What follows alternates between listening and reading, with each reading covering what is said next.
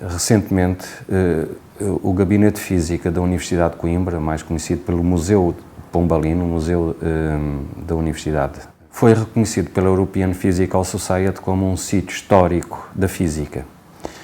Este Gabinete de Física é um exemplo daquilo que se fazia nas melhores instituições europeias no que respeita à divulgação, à difusão da filosofia newtoniana no contexto universitário.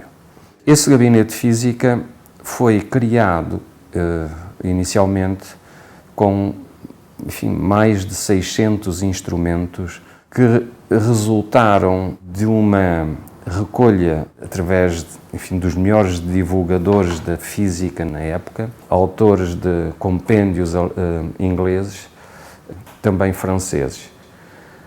Aqueles instrumentos que nós podemos encontrar no Gabinete de Física estão associados a nomes como Jean Théophile Desaguiers, Petrus van Mussenbroek, William Gravesande, Jean-Antoine Nollet. Mas esses compêndios, esses manuais de física tinham uma particularidade, porque além de tratarem o assunto de física, assunto nas várias áreas, continham também descrições pormenorizadas de instrumentos. Sobre a mesa temos aqui uma Eulípila, que é um propulsor a jato. Colocava-se no interior água e por baixo uma lamparina que, ao aquecer a água, fazia com que o vapor da água produzido saísse pela parte posterior da Eulípila e proporcionava a Eulípila ela avançava, portanto era uma forma de fazer avançar o instrumento, portanto a Eulípila por ação do vapor que era expelido pela parte posterior. Houve uma prática que começa a surgir em Inglaterra por volta de 1700, Newton ainda era vivo, Newton morre em 1727. Surge uma prática nas principais escolas inglesas que era de os professores ilustrarem as suas palestras, as suas preleções, com demonstrações experimentais. E para isso era necessário conceber instrumentos. E dessa atividade resultou, de facto, uma produção de instrumentos científicos para educação científica, desenvolvimento da cultura científica e que se generalizou por toda a Europa. Há uma rede de comunicação entre estes autores, nomeadamente os autores ingleses, os autores holandeses e depois que se estende à França, onde esta preocupação de comunicar ciência a um público alargado, quer no contexto universitário, quer através de conferências públicas, em que a evidência experimental, a demonstração experimental era notória. Além do contributo dado por esses físicos notáveis que deixaram uma marca muito importante no contexto europeu, também nas academias científicas, nomeadamente na Royal Society, surge em Inglaterra uma nova atividade que eram os fabricantes de instrumentos. Os fabricantes de instrumentos que, enfim, que produziam alguns artefactos que já exigiam alguma tecnologia consideravelmente avançada e que comercializavam esses instrumentos. Isto foi um canal muito importante para a divulgação, a difusão da filosofia da física newtoniana. Há um aspecto importante. Nós, quando entramos no Gabinete de Física aqui em Coimbra, vamos encontrar o ambiente original, a sala, o mobiliário original, as mesas onde decorriam as experiências, onde o professor fazia as suas demonstrações e os instrumentos criteriosamente organizados naqueles armários.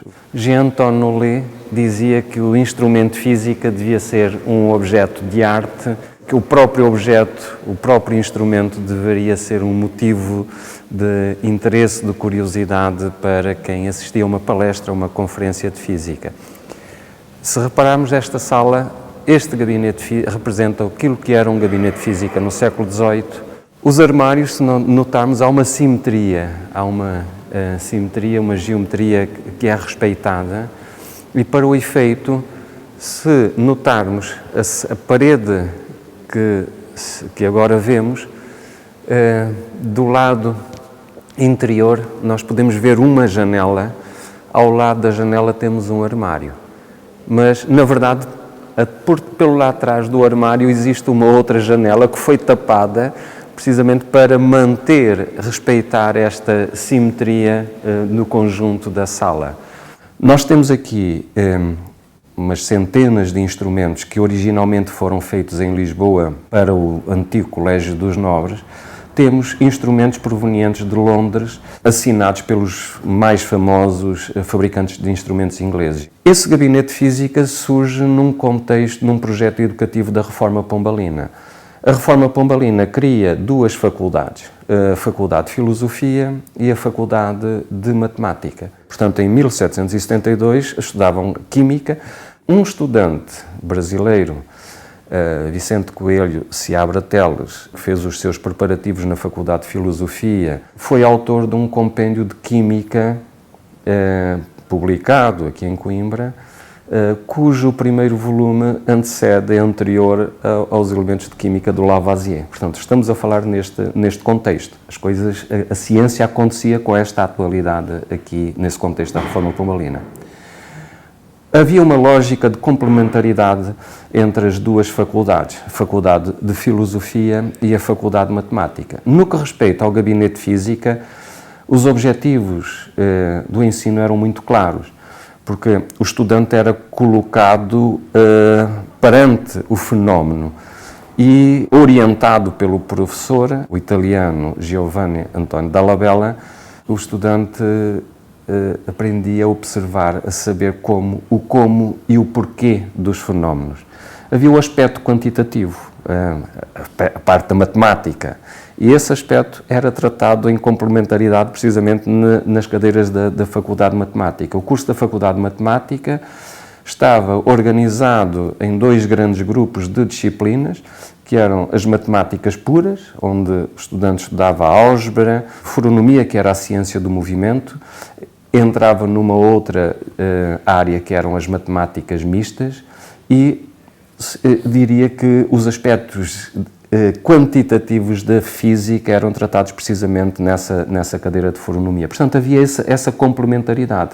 No gabinete de física, o estudante era habituado precisamente a observar os fenómenos, a registar, a tirar conclusões, compreender os fenómenos da natureza, e os aspectos mais, diria, mais teóricos eram tratados no contexto dessa cadeira de foronomia. É importante referir que o Gabinete de Física surge em 1772 e que tem um desenvolvimento ao longo do século XIX. A partir de 1851, década de 50, inícios da década de 60, o Gabinete de Física teve um desenvolvimento notável sob a ação de um professor que exerceu a sua atividade em Coimbra durante mais de 50 anos.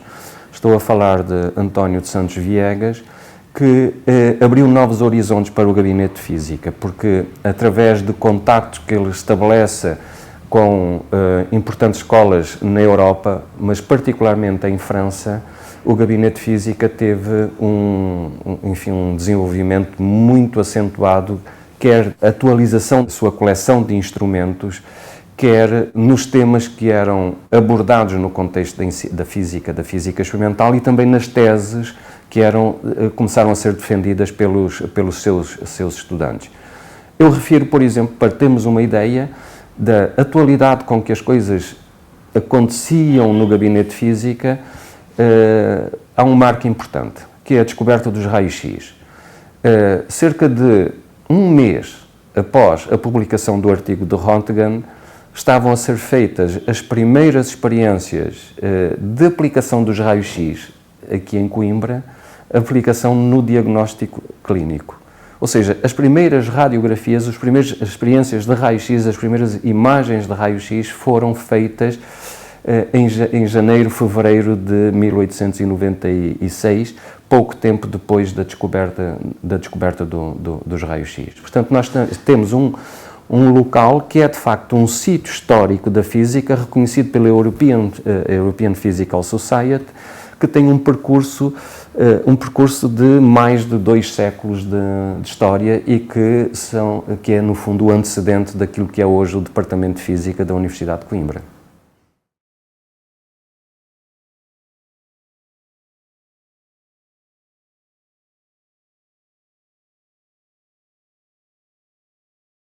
Se você gostou desse vídeo, dê um like, compartilhe.